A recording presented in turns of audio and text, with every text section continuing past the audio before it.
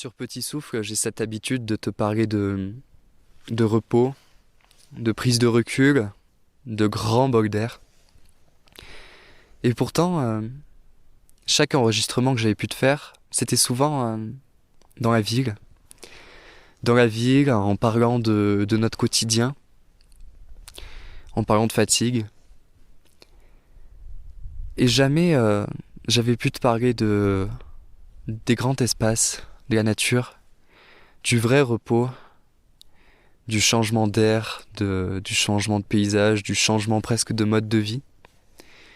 Et moi qui suis très ancré sur les pôles urbains, qui suis vraiment très bien en ville, qui suis très bien dans un milieu assez cosmopolitain, et bien pourtant j'ai un sentiment que ce n'est pas notre milieu naturel dans lequel l'homme est le mieux. Et aujourd'hui sur Petit Souffle, j'aimerais te parler de sortir, de réellement sortir pour se changer les idées. Et quand je dis réellement, c'est assez loin ou en tout cas assez haut, avec si possible très peu de lumière le soir, à part la lune.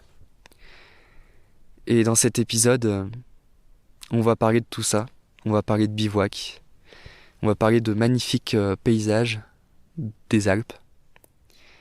Et je te laisse donc sur cet épisode assez calme, assez ressourçant. Et j'espère que tu l'apprécieras. En tout cas, bienvenue à toi sur Petit Souffle, si jamais tu es nouveau.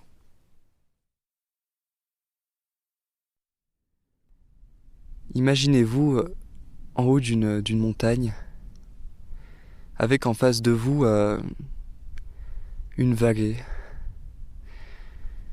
Une vallée avec au loin, mais vraiment très au loin, quelques lumières de la ville, et encore, d'une route.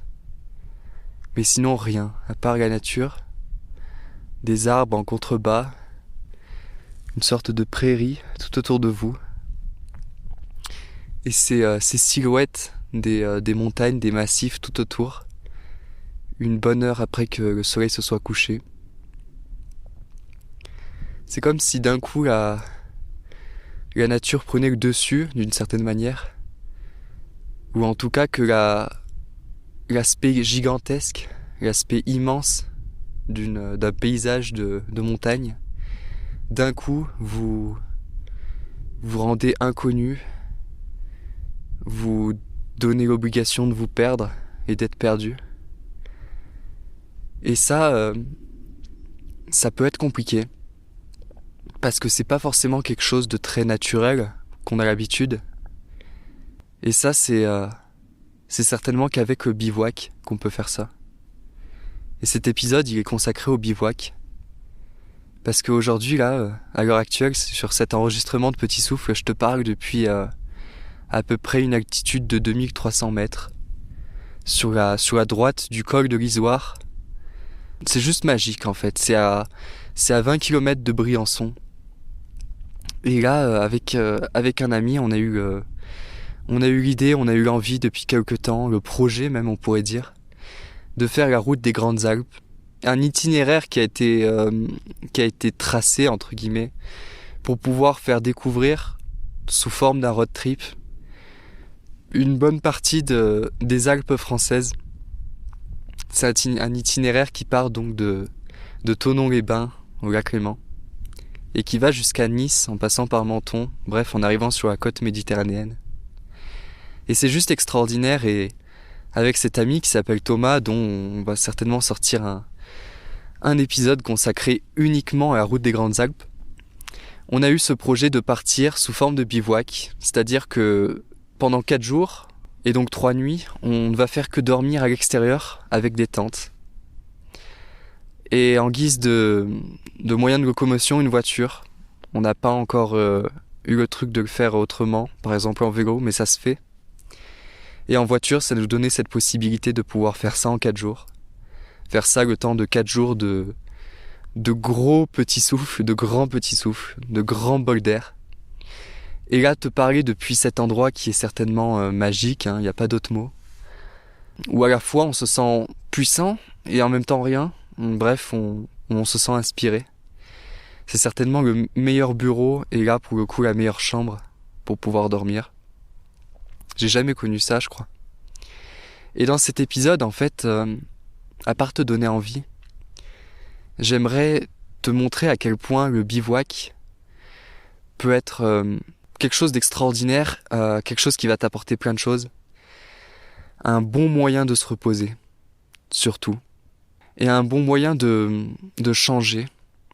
Parce que déjà, le faire tout seul, ou à deux, ça permet de se couper quand même d'une certaine manière de notre quotidien.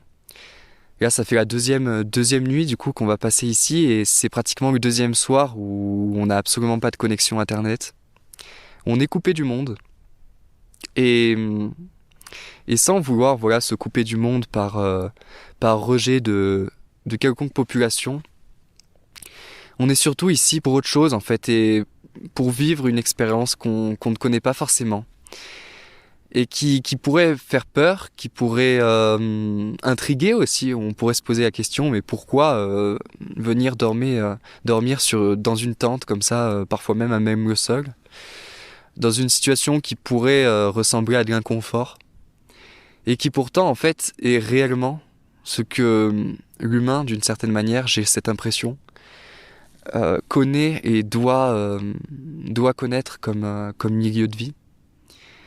Parce que c'est le moment parfait pour pouvoir faire du sport en continu presque, malgré le fait qu'on soit en voiture, le temps de pouvoir se poser, le temps de vivre en fait. On n'est pas avec nos téléphones, on est avec rien, et la nature à côté est un véritable terrain de jeu.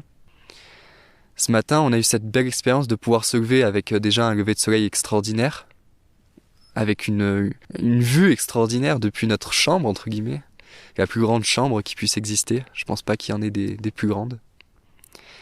On a eu cette chance de pouvoir avoir un temps magnifique et pouvoir partir courir après avoir pris notre petit déjeuner, comme ça. Partir courir tout autour de nous, sans vraiment même savoir où courir, tellement le terrain va dans tous les côtés, est à 360 degrés et est illimité pratiquement. Et c'est vraiment génial pour ça, pour pouvoir se retrouver un petit peu une forme. On n'est pas obligé d'être un grand sportif d'ailleurs, il suffit juste de pas trop s'écarter de la route et de ne pas faire n'importe quoi, pas forcément partir sur des grosses promenades, mais en tout cas juste d'être autour, de marcher, de se ressourcer. Moi j'aimerais te montrer que le bivouac c'est pas quelque chose de difficile, quelque chose de bizarre ou quoi que ce soit. Parce que en l'espace de 4 jours, là on en est au deuxième, je sens en moi une certaine transition déjà.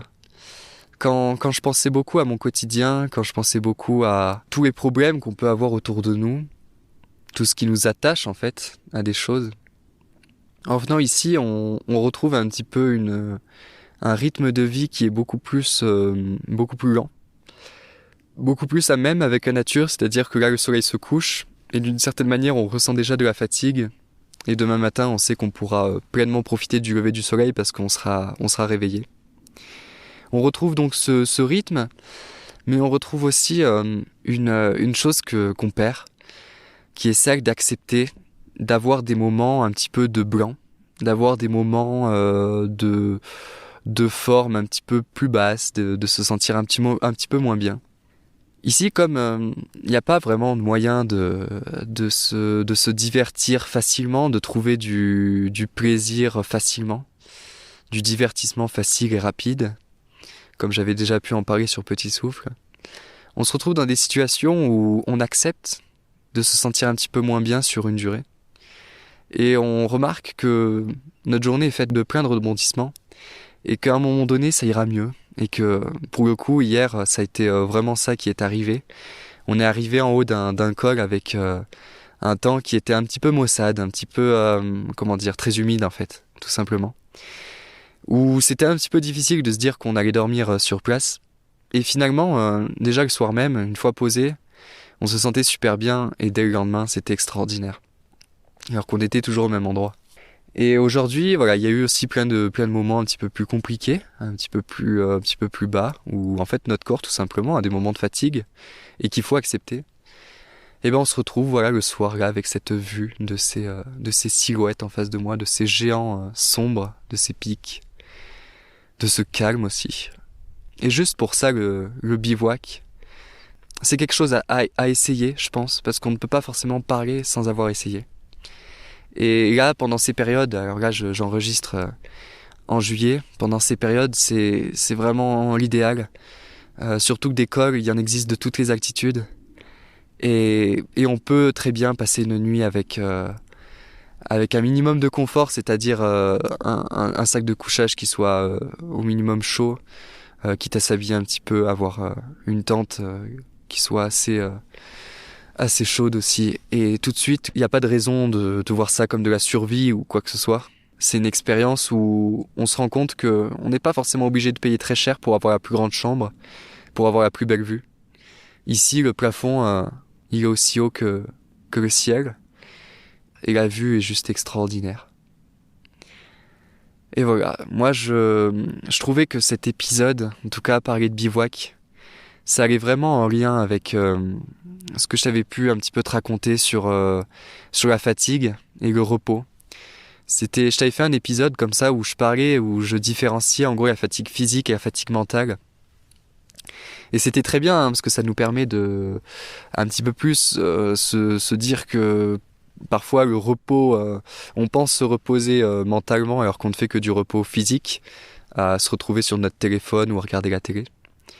Et se retrouver dans un endroit comme ça, en fait, ça vient un petit peu complexifier, j'ai l'impression, la notion de repos et de fatigue, parce que c'est vrai qu'on se fatigue physiquement, je pense qu'on se fatigue aussi un petit peu mentalement, et pourtant, il y a vraiment un vide qui se fait dans la tête, et ce vide passe certainement par la nouveauté, en fait.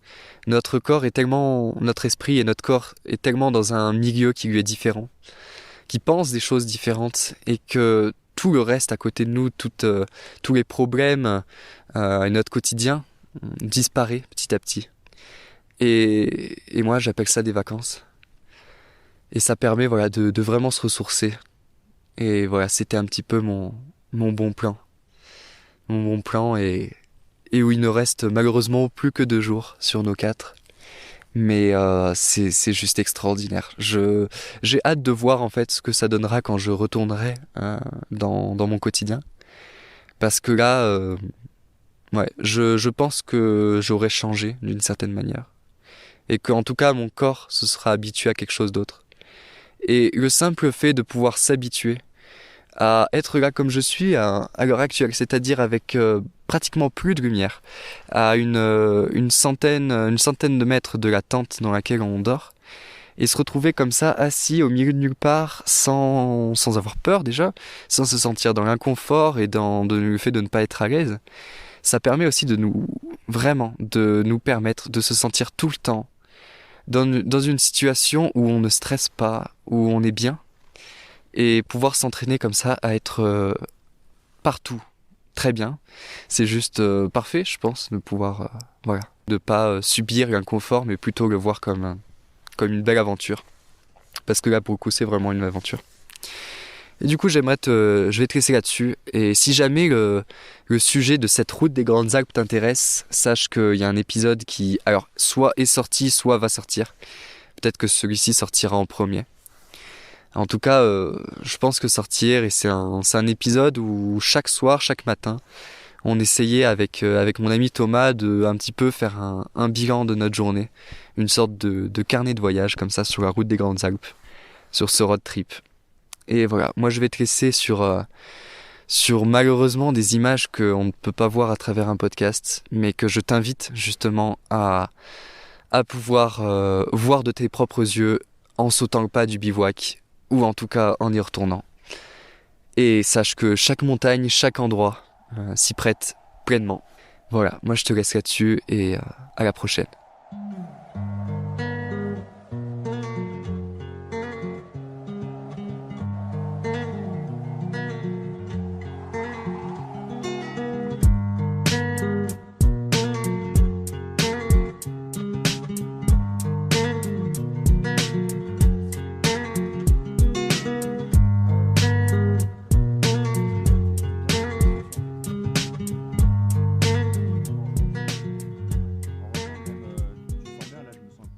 Je me sens pas.